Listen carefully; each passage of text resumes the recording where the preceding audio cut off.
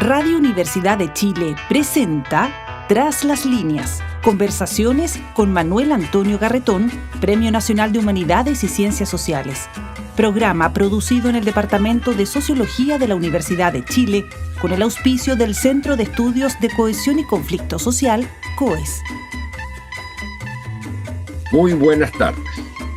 Bienvenidos y bienvenidas a Tras las Líneas, el programa del Departamento de Sociología de la Universidad de Chile y del Centro de Estudios de Cohesión y Conflicto Social, COES, en que analizamos semana a semana los distintos problemas que nos afectan como sociedad, como individuos e individuas, desde la perspectiva particular de las ciencias sociales. Estamos en un momento muy especial, porque tienden a coincidir el aniversario, el 50 aniversario del golpe militar, uno de los actos más significativos de nuestra historia desde el punto de vista del crimen que eso significó y sus consecuencias, y al mismo tiempo, y eso se conmemora. Pero por otro lado, estamos celebrando en estos días y en el programa de hoy las fiestas patrias, especialmente el 18 de septiembre. Y la pregunta es si hay alguna conexión entre el hecho fundante de nuestra república, yo diría el hecho que celebramos el 18 de septiembre, y el hecho fundante de esta época, de estos 50 años, que es el bombardeo de la moneda, el golpe militar, la destrucción de la democracia y la generación de un orden social y económico de acuerdo a las pautas de esa dictadura que se instaló. Y entonces, ¿de dónde, cómo podemos saber si existe alguna conexión? Yendo más allá de la imaginación o de la literatura, que siempre nos enseña cosas, nos ayuda a entender.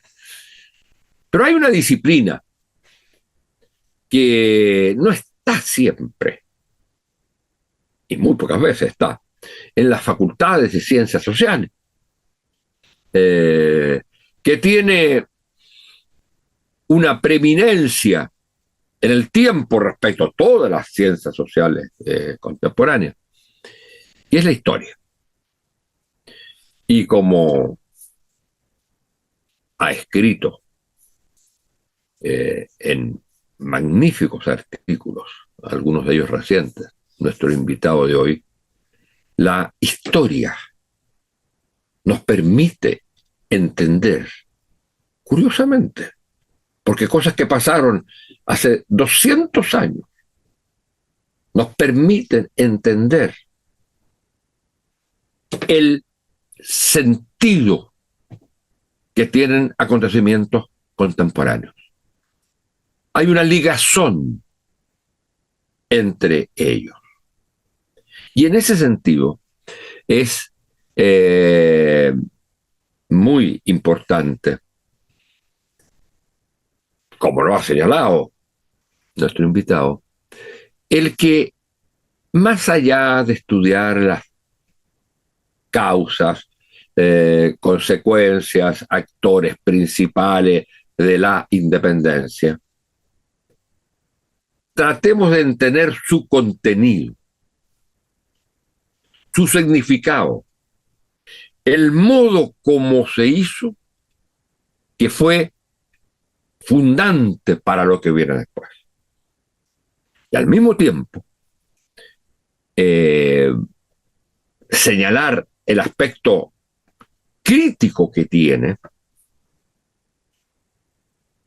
el hecho que la independencia, según nuestro invitado, eh, es quizás el único referente que tenemos como comunidad política.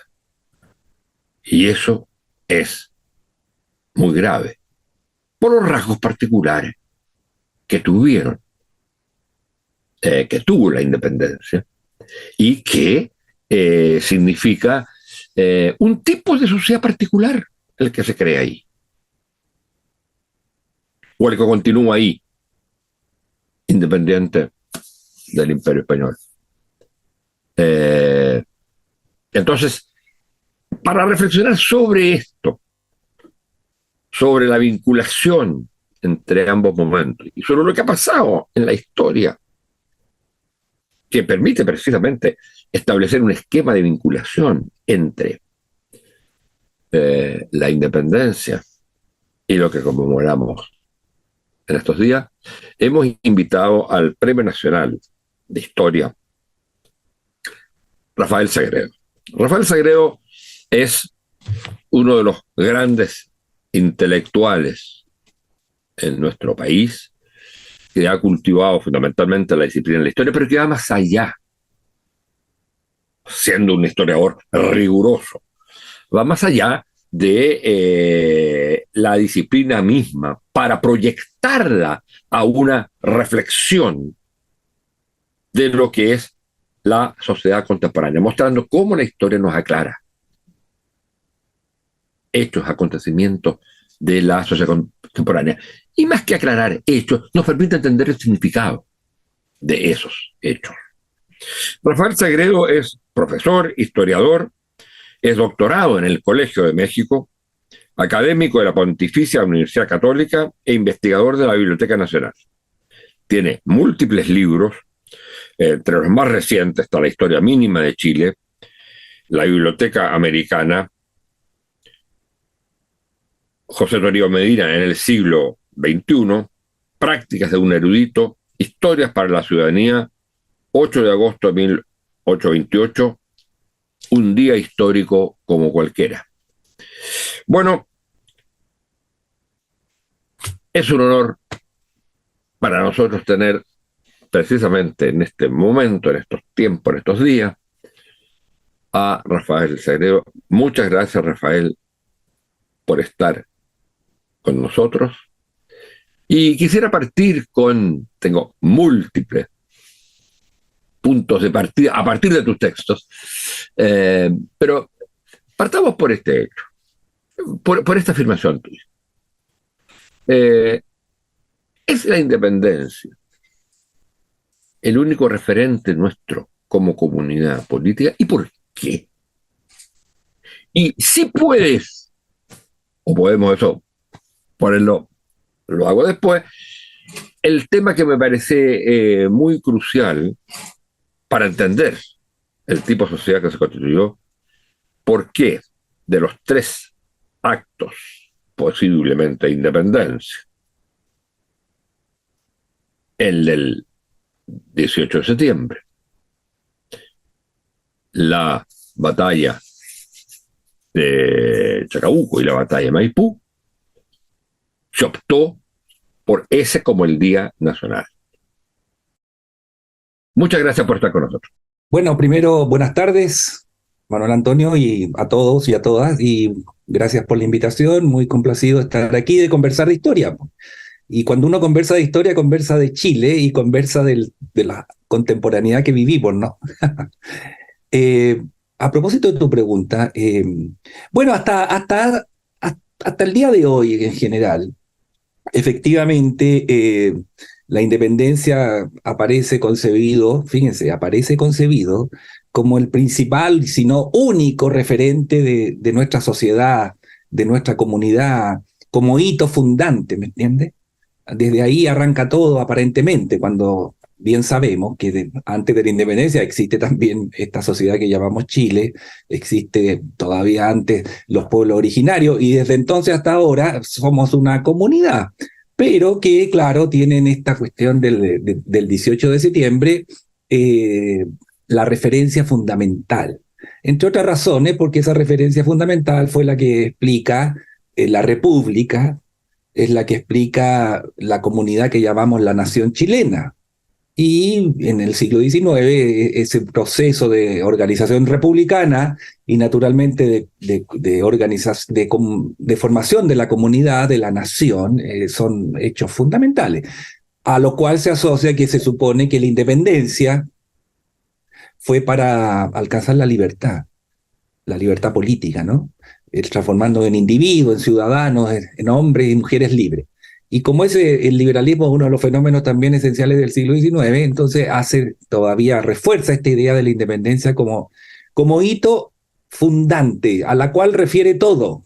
Y cuando digo todo, significa que cuando los historiadores del siglo XIX y gran parte del siglo XX hacían la historia de esto que llamamos Chile y empezaban a hablar de los pueblos originarios, si es que hablaban, o de la llegada de los europeos y después la colonia y todo lo demás, todo conducía al momento de la independencia. O sea, la interpretación era, mire, todo lo que pasó antes de 1810 nos llevaba a 1800. Y cuando empezaron a hacer la historia republicana, o sea, a partir de 1810, toda nuestra historia republicana parte de 1810. Entonces, ese es el referente. Es el referente único, que yo creo que es importante, obviamente, pero no debería ser el referente único. Hay otras cosas también fundamentales. ¿Por qué no debiera ser el referente único? Porque acorta la historia, no permite la comprensión realmente de nuestra evolución como comunidad. O sea, Chile no comenzó en 1810.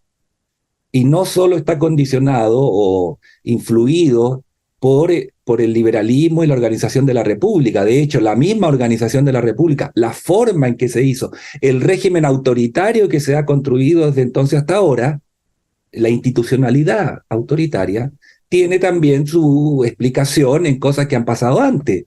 La formación de lo que llamamos la aristocracia criolla, ¿cierto? El hecho de Chile de ser una colonia en el Finisterre, aislada, lo que Rolando Mallafe llamó también el acontecer infausto, esta sucesión de catástrofes, esta inseguridad, esta pobreza, que hace que nos aferremos en la República después a la estabilidad, pues, al orden, casi como un requisito de sobrevivencia, y que las élites que organizaron el país, que hicieron la independencia, hayan transformado el 18 en el hito fundamental. Esto me lleva a tu segunda pregunta. ¿Quién protagonizó el Cabildo Abierto de 1810? La élite chilena. Fueron citados los notables de la ciudad de Santiago. Así dice la citación. Es el primer documento de las sesiones de los cuerpos legislativos, en que, como tú sabes, 37 volúmenes, en donde se supone que está todo lo relacionado con la organización de la República. El primero es la citación al Cabildo Abierto, donde dice que se convoca a los vecinos notables de la capital para que, frente a la incertidumbre provocada por los sucesos en España, se discutan las mejores medidas para reinstaurar el orden y la tranquilidad. Eso es. ¿Quién lo protagoniza? Ellos. ¿Quién protagoniza Chacabuco? O'Higgins. ¿Quién protagoniza la firma de la independencia? O'Higgins.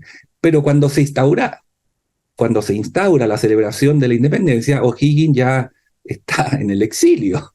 Entonces tú no vas a transformar a O'Higgins en un protagonista poniéndolo como una fecha en que él fue el que era el gestor, el actor fundamental. En cambio, el 18, ¿cierto? ¿Quién fue el actor fundamental? La élite chilena. ¿Con el propósito de qué? De discutir para imponer el orden. Entonces, eso es lo que a mí me ha llevado, en textos publicados ya hace años, el primero por ahí por el 2007, de ahí en adelante, a señalar que esta idea de la independencia y sus cadenas, ¿no?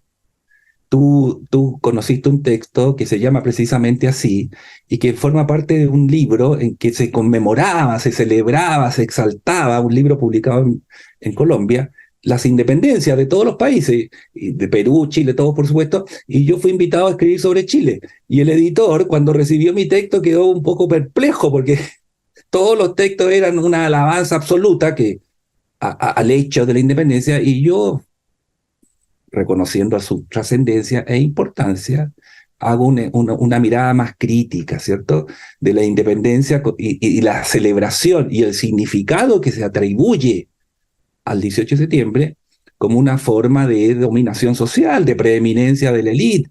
O sea, en el fondo bastante poco republicano, a pesar de que se supone que estamos celebrando la libertad, la república y la democracia. Quiero terminar esta primera parte diciéndote que esto lo pensé en la década de los 2000, el año 2009, 2010. Quiero decirte que hoy día, pensando que eso sigue siendo vigente, he visto con cierta, a pesar de todo, he visto con cierto optimismo cómo, a propósito de los 50 años, se vuelve a hablar de república y de democracia. Ojalá fuera por todos y consecuentemente, pero hoy día me parece que, conocido a todo lo ocurrido con la dictadura, valoramos o creemos o aspiramos a que nuestra población, nuestra comunidad, valore lo que significa la república y la democracia, cuyo origen está, en parte, fundamental en 1810. Y en esa lucha, en esa época, ¿no? El principal legado de la generación de 1810 a 1830 es la independencia. Y la independencia significa libertad. Y la libertad se garantiza con la república, la constitución, la soberanía popular.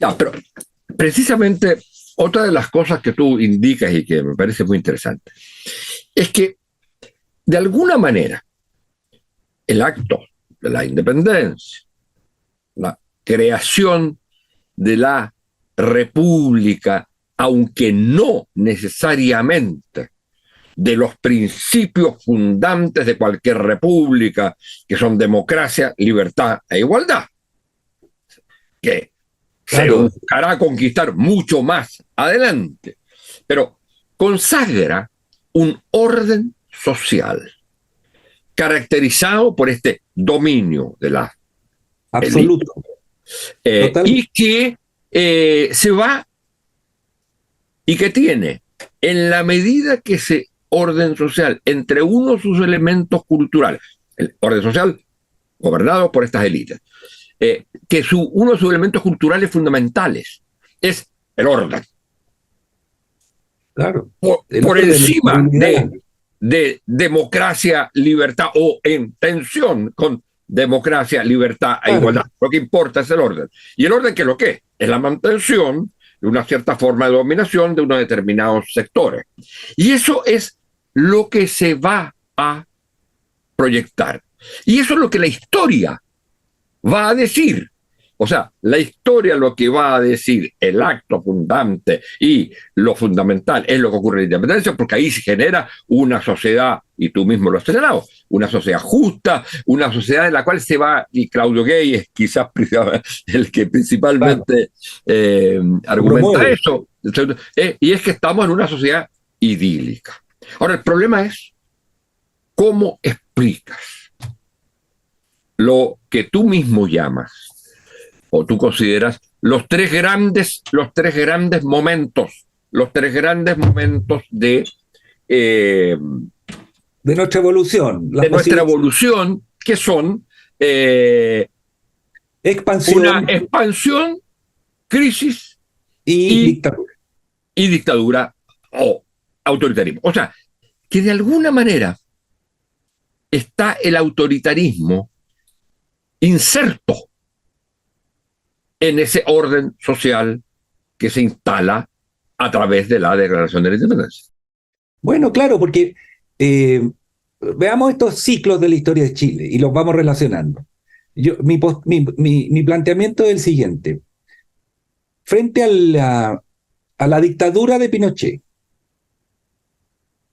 y atendido que explicar, y esto es necesario decirlo, no significa justificar, sino que explicar. Y como la historia está para comprender y hacer comprender, reflexionemos sobre el papel del autoritarismo en la historia de Chile. Esa fue mi motivación inicial para lo que vamos a comentar ahora.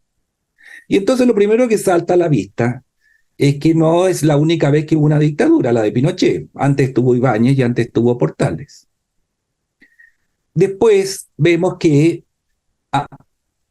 las dictaduras son consecuencia de un periodo de crisis social, de crisis política, de polarización, y que de crisis económica, por supuesto, de incertidumbre. No son consecuencias inevitables, esto es básico. No son consecuencias. Estoy hablando de lo que ha pasado en la historia de Chile. Sí. Hasta ahora, porque ahora no está pasando eso, pero lo que ha pasado en la historia de Chile. Por supuesto, esas crisis, entonces, ¿qué hace? La sociedad ya hastiada de todo esto se entrega al hombre fuerte, al autoritarismo, sacrifica la libertad por el orden. Ahora, ¿de dónde vienen esas crisis? Esa crisis, como lo vemos en la historia de Chile, fue el siglo XVIII que contribuyó a la formación de la élite, que precisamente es la que quiere gobernar después y por eso hace la independencia. Como es el siglo XIX, en que vemos la aparición de la clase media, de la burguesía y su acceso al poder a comienzos del siglo XX, y como es el siglo XX, a partir de 1930, un gran periodo de expansión, de democratización, ¿cierto?, de vida cultural heterogénea, e incluso avance en muchos términos de la democracia, y la pretensión del acceso al poder o a los beneficios del sistema, de lo que llamaríamos el mundo popular, ¿cierto?, la unidad popular. Pero esas grandes expansiones son las que han terminado en crisis, y la crisis en autoritarismo.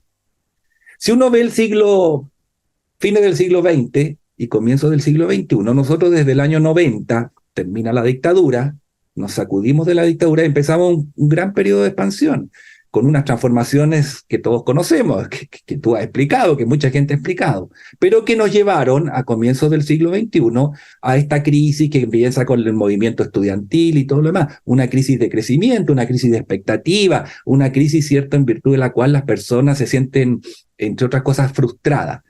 Ahora, ¿cuál es digamos, la característica de lo que vivimos hoy? Es que, a diferencia de todos los periodos anteriores, no hemos caído en la dictadura. Y estamos tratando de manejar esta crisis, salir de esta crisis, adecuar nuestro sistema institucional a la realidad social, económica que ha dado fruto como consecuencia de esta expansión. Lo estamos tratando de hacer en medio de una convivencia pacífica y democrática. Entonces, valoramos eso. Hemos roto hasta ahora, afortunadamente, o por nuestra capacidad cívica, por lo que sea, con lo que era nuestra historia, que era, después de las crisis, o en medio de la crisis, la dictadura. Ahora, ¿cómo se relaciona esto con la independencia? Bueno, el gran periodo de expansión del siglo XVIII termina con la independencia, que es el inicio de esa crisis que va a durar hasta 1830. Ahora, déjame plantearte la siguiente pregunta.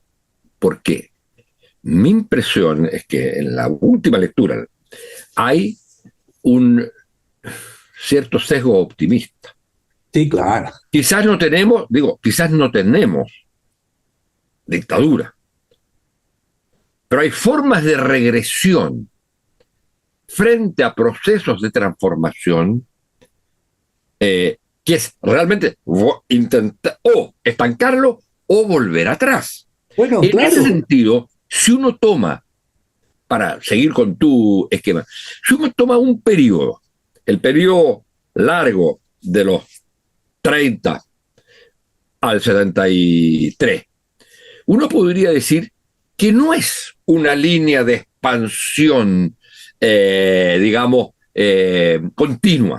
No, hay interrupciones y regresiones. Por ejemplo, el gobierno de González Videla. Significa una regresión, no hay dictadura, pero significa, retroceso claramente en la democracia, en las libertades, exclusión de sectores. Entonces, es interesante que capaz que estemos viviendo en este momento no un periodo de ruptura tipo dictadura, pero después de la expansión, la crisis, un momento de regresión en la sociedad. Bueno, y lo que está detrás, la fuerza Si es que estas cosas existieran, porque yo creo que no existen. Pero, digamos, y tú probablemente no debes estar muy en contra de la idea de que hay una...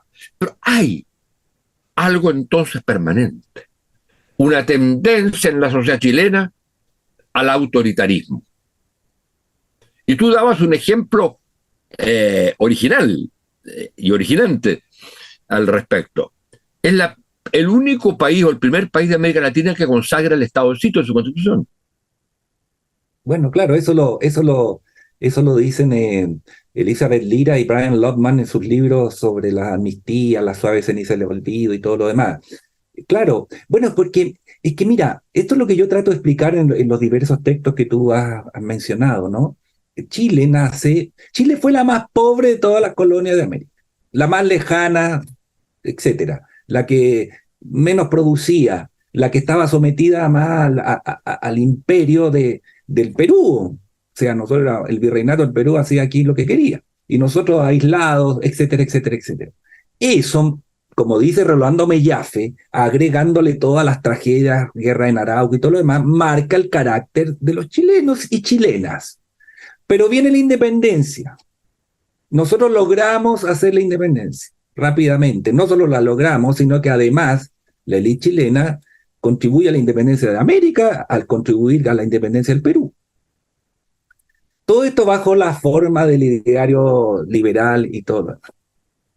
Viene este periodo de organización republicana, que es la historiografía conservadora, y lo llaman anárquico, ¿no? En donde, a pesar de todo, ¿cierto?, se queda un legado permanente que es la independencia, y es la idea del constitucionalismo y la soberanía popular. ¿Ah? Aunque esto esté disimulado, aunque tengamos después una constitución del 33 que consagra a un presidente que en realidad es un verdadero rey. Pero lo que importa aquí, y sobre todo a la luz de la experiencia del resto de América, eso es muy importante, el resto de América, y la experiencia nuestra en la década de 1820, es instaurar el orden, la estabilidad. ¿Para qué? Para que funcione la vida económica, para que funcione la vida social.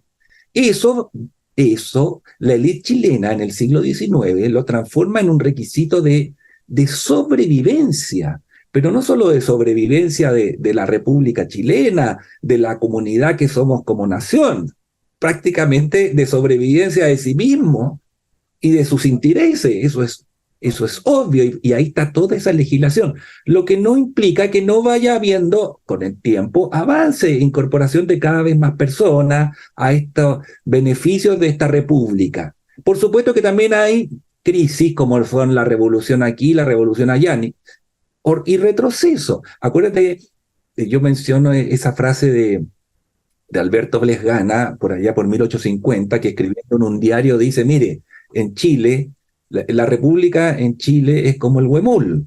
O sea, es una maravilla esa cita. Claro, o sea, la democracia en Chile es como el huemul, el huemul. Todos saben que existe, pero nadie ha visto jamás. Mira, esto es una cosa brutal, ¿no? Y después Lastarria en los años 70 dice que no ha habido independencia, y así, pero uno puede constatar avances. Bueno, pero esta idea de la estabilidad, del orden, está muy presente desde fines ya en los años, te digo, en los años 10, 1810, por eso citan al Cabildo Abierto, ni quiere decir la década del 20, ni quiere decir en el mundo conservador, ¿cierto? Y claro, la frase que se cita al Cabildo Abierto dice, según lo que tú citabas, dice precisamente eso, es para evitar la disidencia, el desorden.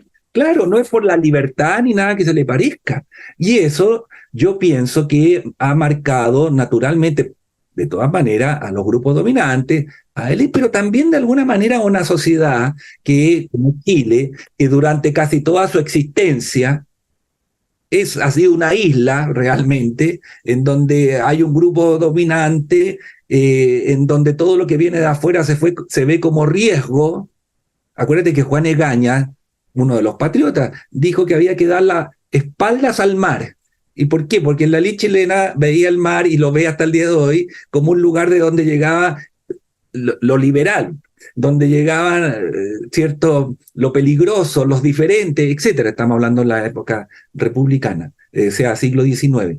De tal modo que esta idea de tratar de mantener las cosas tal como están, de evitar los cambios, está presente hace rato y se manifiesta, bueno, lo estamos viviendo, se manifiesta, como tú dices, hoy, ¿cierto? Y se manifiesta no solo con la élite, sino que con las clases medias y con el mundo popular, que también por las campañas, por lo que sea, pero porque también está en ello, se asustan, se cohíben y prefieren sacrificar algo de lo que nosotros consideramos libertad, liberalismo, Estado social de derecho y todo, por el orden.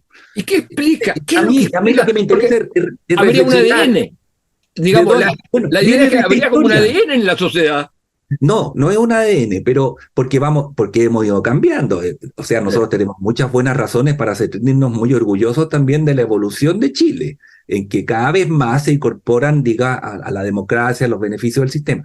Pero hay una historia que pesa. O sea, hay una historia que está presente, que no es llegar y sacudirse, y por eso es tan necesario, a mi juicio, comprenderla. O sea, la historia concebida como la forma de comprender, de adquirir precedentes que son útiles ¿para qué? Para pensar, para desarrollar el pensamiento crítico que nos permite ser independientes, mejores ciudadanos, porque pensamos, porque tenemos precedentes, experiencias que nos sirven para manejarnos nosotros.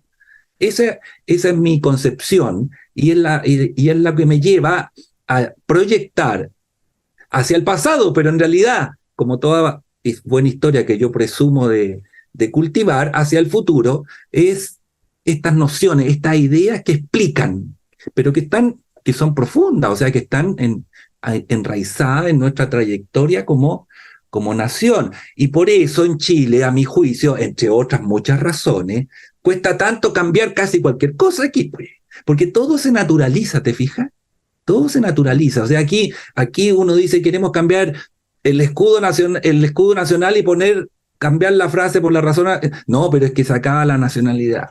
Porque cosas así, o sea, cuesta mucho, a pesar de los avances que hemos tenido.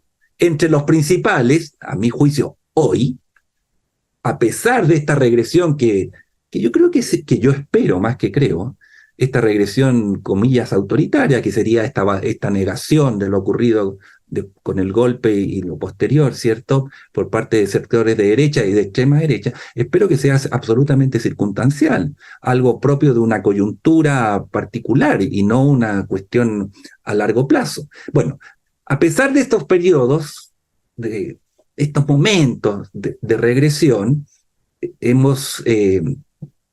algo hemos avanzado, pero en un trasfondo que es nuestra historia, que hay que comprender, en nuestras formas sociales, en nuestra forma de comprendernos, de manejarnos. Fíjate que nosotros cuando hicimos la historia de la vida privada, que participamos como 50 o más historiadores e historiadoras en Chile, 3 volúmenes, una de las cosas que constatamos ahí es que la violencia estaba enraizada en todas las formas sociales, familiares e institucionales de Chile, en el mundo privado. Y en todo, desde tiempo antiguo y hasta el día de hoy. Y nosotros postulábamos ahí en el tomo 3 que esa violencia estructural que estaba ahí, esa jerarquía, el clasismo, ¿cierto?, por decir 2 cosas, la diferencia, todo lo demás, estalló y salió a lo público. Y salió al mundo de la República, o sea, el golpe, porque si no, ¿cómo te explicas tú que lo que siempre han supuesto como la democracia ejemplar, el país extraordinario y todo lo demás, llega a la barbaridad que significó el golpe y la dictadura? No tiene explicación, ¿no? Salvo que haya una explicación profunda, estructural. Y fíjate, y ahí volvemos a 1810. Por supuesto que si tú te quedas solo con 1810, como hito, no explica nada. En cambio, si tú vas a las profundidades de las estructuras sociales, del mestizaje, del espíritu caballeresco, de las pretensiones aristocráticas de la élite, que vienen mucho antes de 1810, ya te vas adquiriendo más antecedentes, más profundos, más densos, para explicar cómo somos en Chile, ¿o no? Bueno, la historia, desde un determinado momento ver el presente, pero también una cosa interesante es que desde el momento presente escrutar a la historia para encontrar claro, porque algo de nuestra comprensión. Rafael, tenemos que terminar Bueno. porque el tiempo se nos ha acabado y Sí, una sola cosita. Adelante. La historia no es para atrás, la historia es para adelante, es para el presente y para el futuro. Lo que pasa es que los historiadores usamos como materia prima el Así pasado, es. pero no para quedarnos en el pasado, sino para Así explicar lo que vivimos. No, por eso decía yo que una de tu perspectiva es a partir de este hecho buscar Exacto. en la historia lo que nos permite explicar parte de ello, porque siempre habrá coyunturas, elementos nuevos que nos explican estrictamente por la historia. Exacto. Pero hay elementos que nos permiten una comprensión real del problema que uno los encuentra en la historia. Y en ese sentido, la vinculación entre estos dos momentos, la manera como se gesta y cómo se habla de la independencia. Claro, la Y independencia. posteriormente, lo que es los 50 años, digamos, el golpe militar, hay elementos que uno puede buscar en la historia de Chile, y esta reflexión tuya sobre los distintos momentos de expansión, crisis y autoritarismo es muy útil precisamente para pensar también lo que viene en el futuro, sobre todo. Totalmente, güey. Muchas gracias. La democracia. Así Gracias es. a ti. Muchas gracias, Rafael. Muchas gracias. Y será hasta la próxima semana, señoras y señores, auditoras y auditores. Radio Universidad de Chile presentó Tras las líneas, conversaciones con Manuel Antonio Garretón, Premio Nacional de Humanidades y Ciencias Sociales. Programa producido en el Departamento de Sociología de la Universidad de Chile con el auspicio del Centro de Estudios de Cohesión y Conflicto Social, COES.